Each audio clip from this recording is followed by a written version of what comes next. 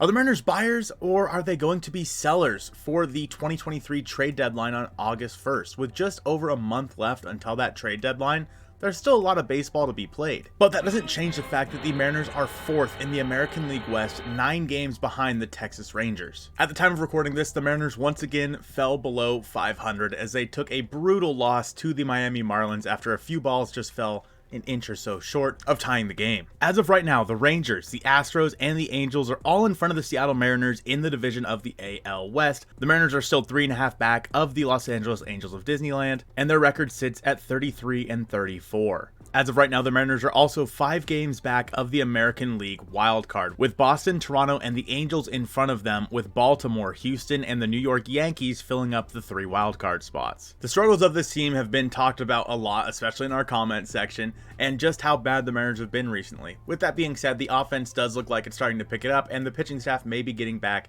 to where they were at the start of the year. The Mariners were just a few swings away, maybe a gust of air here, a gust of air there, from sweeping the Miami Marlins at home, a hot Miami Marlins team, and as of the time of recording this, they're just about to take on the Chicago White Sox. The White Sox are hot right now, but if the Mariners can do anything to stop them, fingers crossed, it'll be this weekend. But are the Mariners buyers or are they sellers?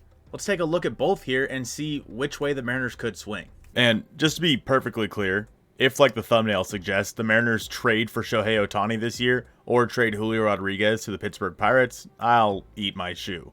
But shout out to whoever made these renders, they're really good. Let's get the bad out of the way first. Let's assume the Mariners are sellers at the 2023 MLB Trade Deadline.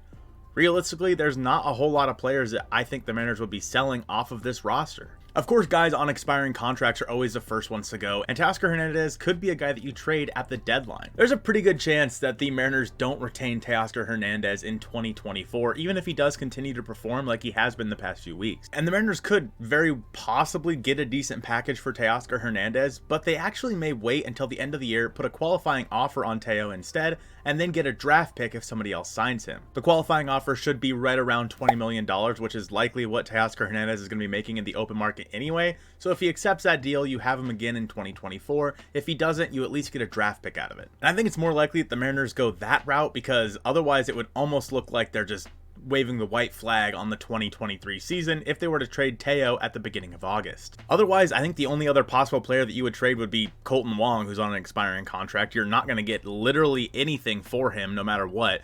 Teams that are competing are not going to be taking Kolten Wong off of your hands, and why would a team that's not competing want a rental player? Kolten Wong will be with the Mariners until he's either DFA'd or becomes a free agent at the end of this year. In my opinion, I just don't see a world where the Mariners are sellers. Even if they just fall out of contention, the only player I could possibly see being moved would be Teoscar Hernandez. Sure, you could see like a bullpen arm go here, a bullpen arm go there, in an attempt to shore up the 2024 team. Maybe like a, I don't know, Justin Topa somewhere for a young second baseman that's blocked at the major league level. Those deals can always happen, but those deals may also happen if the Mariners are buyers too, because the Mariners, if they've proven anything, it's that they really know how to find a way to patch up their bullpen. I don't even know if trading off a bullpen arm would really make me consider the Mariners sellers, as more of just a, hey, we're trying to find a guy to fill up the holes we have for next year. Now, if the Mariners are buyers during the 2023 trade deadline, we could be having a very different conversation. And the Mariners actually have a secret weapon they could be using at the 2023 trade deadline that could make them big players on some big names at the 2023 MLB Trade Deadline. Have I said MLB Trade Deadline enough this video? I don't think so. The areas of need for the Mariners is pretty obvious. Second base is a big one, although Jose Caballero has been relatively decent over there. I'm not sure if he's the long-term answer at second base. And then some sort of left-handed bat in this middle of this lineup. Right now, the only left-handed bats you can really rely on are Cal Raleigh, maybe, Jared Kelenic, and JP Crawford. And a lot of inconsistency from those three. So maybe someone that could fill out in the outfield once in a while, maybe move around the infield, more of a bench guy than anything. Right now off the bench, you have Mike Ford or Kolten Wong as your left-handed hitter. And I don't think either of those really bring up a whole lot of enthusiasm throughout the fan base. As for who that player could be, your guess is as good as mine. I do like Gavin Sheets from the White Sox. We've talked about him quite a few times. If you're looking for a righty, maybe Jake Berger from the White Sox again. And also maybe someone on the pitching staff, because we don't know how long Brian Wu can hold down that 5th spot. And if Marco Gonzalez is going to be out for a while, the Mariners might want to look to add another pitcher. Again, Bryan Woo has thrown just 57 career innings in one season before. That was his highest of his career thus far, and he's already eclipsed that in 2023. So I don't know how far the Mariners actually want to take Bryan Woo when it comes to his pitch count and his innings limit. And I would not say the Mariners can't be players on some of these bigger name guys. And even Jerry Dipoto said that usually it's the guys that you don't really think about getting traded that could actually make their way over to the Seattle Mariners. And they have some firepower down in the minor leagues, especially with the 2023 MLB draft coming up. They're going to add more to the minor leagues, which might make them more susceptible to trading some of their higher level guys. Now, do I think Harry Ford, Bryan Woo, Bryce Miller, do I think any of these guys are going to get moved? No, probably not. These guys are more than likely here to stay because they're the top of the top. But once you get a little bit further down on that list, the Emerson Hancocks of the world, the Gabby Gonzalez of the world, even Lazaro Montes, as sad as I would be to lose Lazaro Montes, he's somebody that very well could be moved. These guys could become expendable for the Mariners, and especially I think Emerson Hancock is somebody who I would be shocked if he didn't get moved in the next few months. Now that's just my thinking. I have no inside source here saying that Emerson Hancock is going to be moved, but I would be shocked if he was not traded at some point either this trade deadline or this offseason.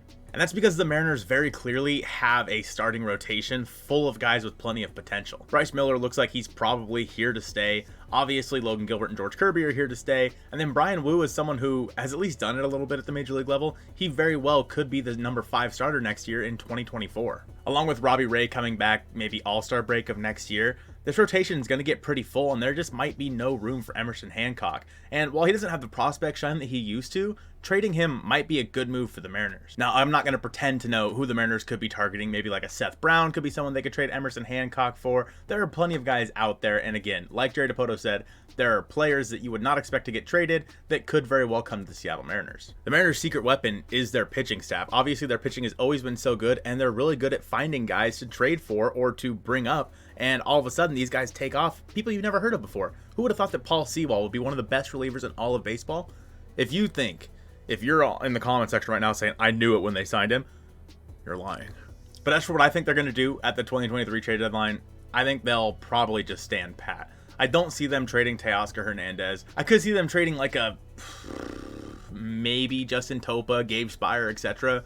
for like a random second baseman from the Tampa Bay Rays, for example. Somebody like Jonathan Aranda or maybe a Vidal Brujan from the Tampa Bay Rays would make sense for the Mariners. They're young guys with some prospect pedigree, but either don't have a spot at the major league level or have not performed at the major league level up to now. Someone who maybe isn't quite here yet, but a higher level middle infielder that the Mariners could put somewhere in the infield in 2024.